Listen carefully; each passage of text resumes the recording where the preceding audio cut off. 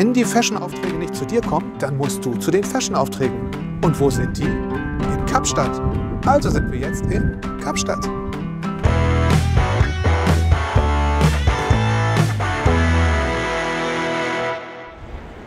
Die Entscheidung, mal für ein paar Wochen nach Kapstadt zu gehen, fiel eigentlich schon im letzten Sommer. Irgendwas musste sich ändern. Das eine war die Entstehung des YouTube-Kanals und das andere war der Entschluss, du willst weiter Fashion fotografieren, auch wenn das von der Perspektive des Honorars ziemlich aussichtslos ist. Aber gibt es die Chance? Wenn ja, wo? Hier, in Kapstadt. Im Winter wird produziert. Viel Commercial.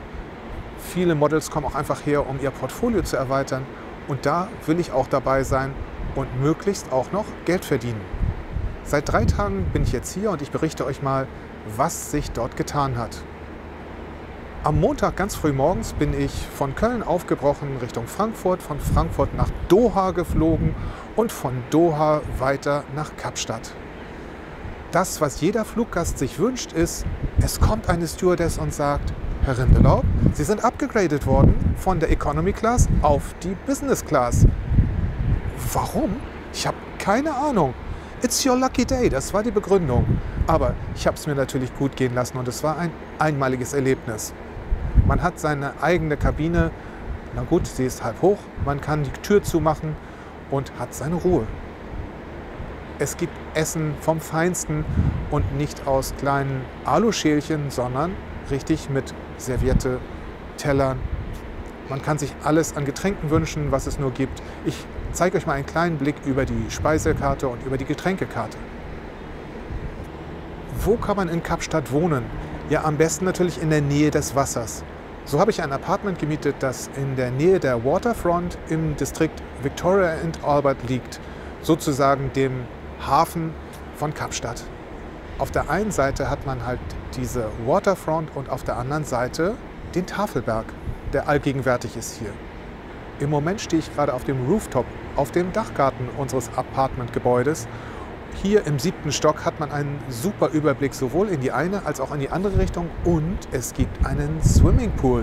Der ist zwar klein, aber um hier jetzt Content zu erstellen oder um Shootings zu machen, ist das ein ganz toller Spot. Am Dienstagmorgen bin ich also angekommen, sehr früh, schon gegen 5:30 morgens, habe mir dann das Auto abgeholt, einen Mietwagen und mich sofort in den Linksverkehr gestürzt. Den ersten Tag habe ich dann auch damit verbracht, mal mir die Gegend um die Waterfront anzuschauen. Es ist das pittoreske, das wunderhübsche Herzstück hier am Hafen mit alten Gebäuden, mit eleganten Shopping-Malls, mit Boardwalks, mit riesengroßen Leinwänden, auf denen zum Teil Werbung oder auch zum Teil Fernsehen läuft. Es ist hier sehr britisch, sehr amerikanisch, sehr afrikanisch auch. Aber es fällt auf, wie viele Produkte, wie viele Marken doch eigentlich auch aus Amerika und England bekannt sind. Am zweiten Tag habe ich morgens Nadja vom Flughafen abgeholt. Die ist so gegen 10 Uhr gelandet. Guck mal, wie Olli mich empfangen hat. Und das Erste, was wir machen wollten, war ein Einkauf. Denn wir sind jetzt ja zusammen 6 Wochen hier. Nadja ist sogar noch länger hier. Aber wir haben unser Apartment vollständig eingerichtet mit Kühlschrank, Herd, Tiefkühlschrank. Wir können uns also selber Essen kochen, Essen zubereiten. Und dafür sollte der erste Einkauf dienen. Der Supermarkt, den wir uns dafür ausgesucht hatten, lag eigentlich nur 2 Kilometer vom Flughafen entfernt. Aber dort um den Flughafen herum gibt es auch die Townships von Cape Town. Das heißt Slums, Wellblechhütten, Zelte, heruntergekommen, kaputt. Es ist unglaublich, dass dort Menschen leben. Und das war ein unglaublicher Gegensatz zu dem Tag davor, wo ich in den Malls spazieren gegangen bin und es eigentlich ein sehr, sehr westliches, konsumorientiertes Gefühl war. Letztendlich sind wir bei dem Supermarkt überhaupt nicht ausgestiegen, sondern wir sind gleich weitergefahren, wieder zurück zu unserem Apartment. Und von da sind wir dann aufgebrochen in einen Sparmarkt, ein Paradies, was Essen, Trinken und alles, was man braucht, angeht. Es wird dort unglaublich viel Essen frisch zubereitet. Es wird allerdings auch alles in Plastik abgepackt. Jedes Salatblatt, jeder Apfel, alles wird eingepackt in Plastik. Unglaublich. Und Mülltrennung hier gibt es schon mal gar nicht. Es wandert also alles in denselben Müll. Dritter Tag in Kapstadt. Die Arbeit beginnt. Wir suchen uns langsam Jobs. Und als erstes gehen wir zur Icons Model Agentur, wo Nadja hier in Südafrika vertreten wird. Mal sehen, wie hier Produktionen ablaufen.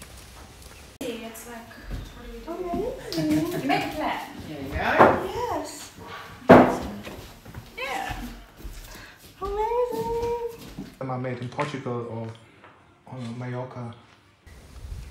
Das war ja schon sehr aufschlussreich, der Besuch bei Icons Models. Die Produktionen hier gehen furchtbar schnell. Gerade im Bereich Fernsehen wird an einem Tag gecastet und am nächsten Tag gedreht. Bei Fotografien ist es ein bisschen entspannter, aber auch da geht es alles hier wirklich innerhalb von Tagen. Die nächste Station sind die Lois Models und African Super Studios, 5 Kilometer entfernt von Nadjas Modelagentur, und wir nehmen lieber ein Uber, als dort zu Fuß zu laufen. Zum einen, weil es wirklich relativ viel bergauf, bergab geht, zum anderen, weil aber auch die Gegend nicht mehr ganz so schick ist wie unsere und wir noch sehr unsicher sind, ob wir uns da gefahrlos bewegen können. Und tatsächlich ist Woodstock auch nicht mehr ganz so vornehm und elegant, wie wir es eben noch erlebt haben. Es sind viele Werkstätten und Studios dort und die Häuser sind zum Teil doch schon eher fabrikmäßig heruntergekommen. Bei beiden Gesprächen sind wir mit einem sehr guten Gefühl rausgekommen. Es sind zum Teil sogar schon konkrete Projekte, die nächste Woche anstehen. Oder bei Film- und Fernsehaufnahmen ist es sogar so, dass überraschend eine Anfrage für einen Dreh kommt, wo einen Tag vor dem Dreh das Casting gemacht wird und am nächsten Tag sofort die Modelle verfügbar sein müssen. Und insofern müssen wir jetzt als nächstes für Nadja Polars machen, aktuelle Polars, und auch ein Video.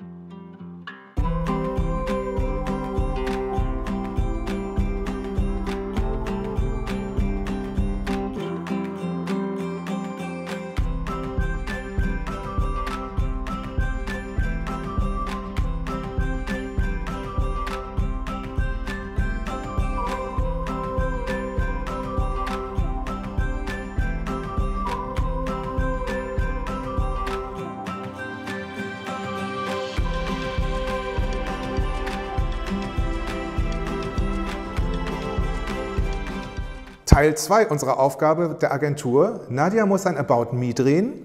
Aktuelle Polars haben wir schon gemacht und jetzt kommt eben dieses: Ich bin Nadja, ich wohne in Köln, ich bin zum ersten Mal in Kapstadt, und das erzählt sie in ihrer Handykamera möglichst authentisch und natürlich. Hi, my name is Nadia. I'm a model and actress from Cologne, Germany.